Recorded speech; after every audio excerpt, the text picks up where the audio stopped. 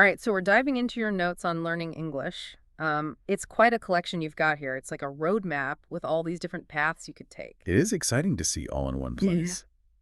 And yeah, navigating language learning. Yeah. It can feel like a jungle sometimes, can't it?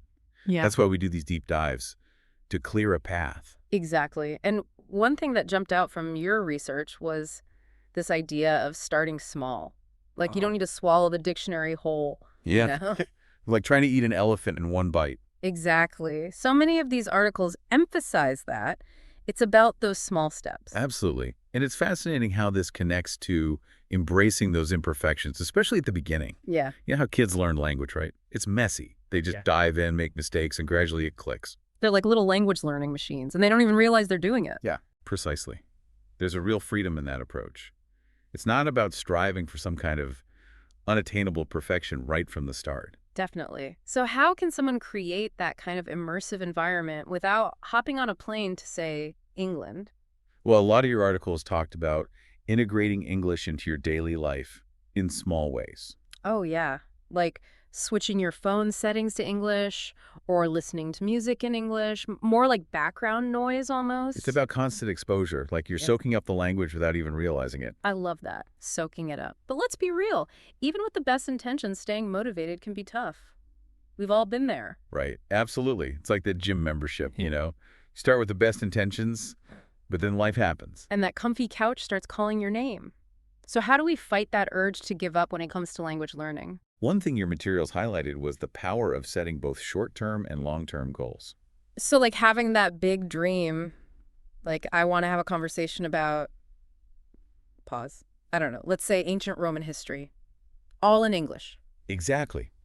But then you break it down. What's a manageable step this week that gets you closer to that goal? Like, I'm going to learn 5 new words about Roman emperors, something like that. Yes. Those small victories make the journey feel less daunting, and it gives you that sense of accomplishment along the way. It's like giving yourself a high five every time you hit a milestone, and those small wins fuel you to keep going. Exactly. And, you know, celebrating those wins is so important. It reinforces positive feelings and helps you power through those inevitable plateaus we all experience. Because, let's face it, learning a new language, it's a marathon, not a sprint. Okay, so we've talked about setting those goals, but how do we actually start sounding more fluent? It can feel like a big jump. Well, a lot of your research pointed to this idea of shadowing. Have you experimented with that at all? Shadowing. Is that where you try to talk at the same time as a native speaker? Exactly. You find a recording you enjoy and try to mimic the speaker's rhythm and intonation. I've tried it a few times, but it makes me feel a bit silly, like I'm just parroting someone. I get that. It can feel unnatural at first. But think about it. Children learn by imitating right.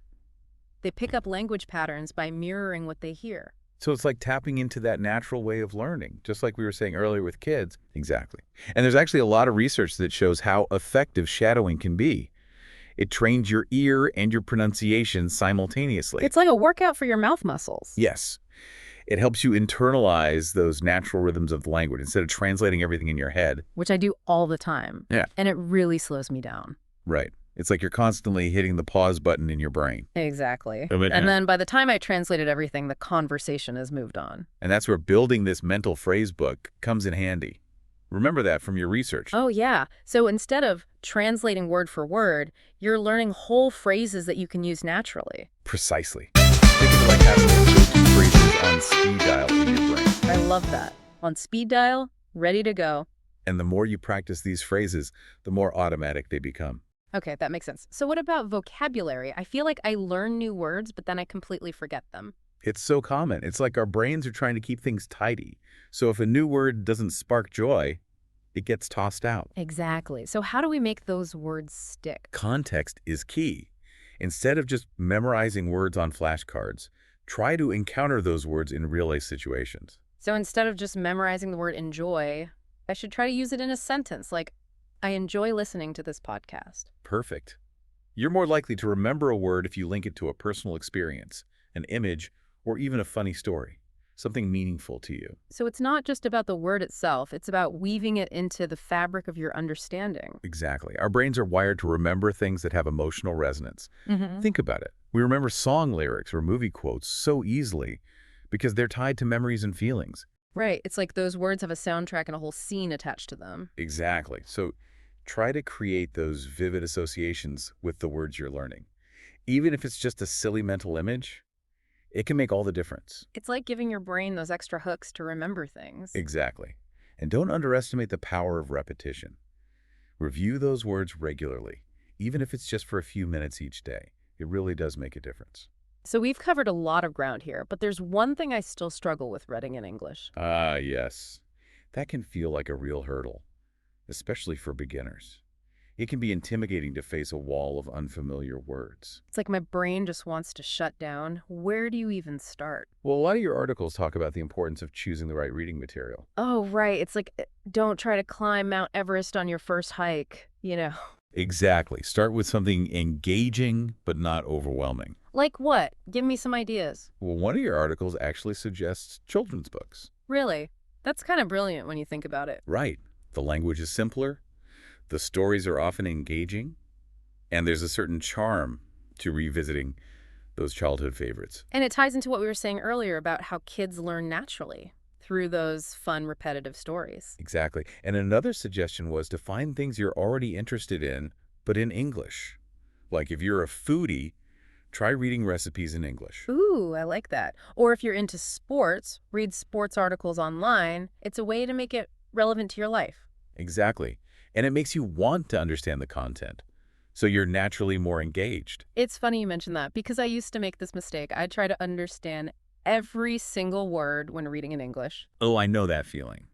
It's like you're stuck in a dictionary black hole. And it just sucked the joy out of it, you know? Reading shouldn't feel like a chore. It should be fun. Absolutely. And your articles actually address this. Have you heard of the 80% rule? The 80% rule. Tell me more. Basically, if you understand about 80% of what you're reading, you're good to go. Don't get bogged down with those few unfamiliar words. So it's like giving yourself permission to not be perfect. Exactly. You'll likely pick up the meaning from the context anyway, Yeah. and over time, as you keep reading, that percentage will naturally increase. It's about focusing on the bigger picture rather than getting lost in the details. Exactly. So don't be afraid to skim, to get the gist, and most importantly, to enjoy the ride. I love that. So as we wrap up this deep dive, what's the one thing you want our listener to take away from all this? I think the biggest takeaway is that learning English, it should be fun. It's about finding what works for you, experimenting with different approaches and celebrating those small victories along the way. Absolutely. And remember, every step you take, no matter how small, it brings you closer to your goal. Exactly. So keep exploring, keep practicing, and most importantly, keep believing in yourself. Couldn't have said it better myself. Thanks for joining us on this deep dive into the world of language learning. And to all our listeners out there, keep up the amazing work, and we'll see you next time.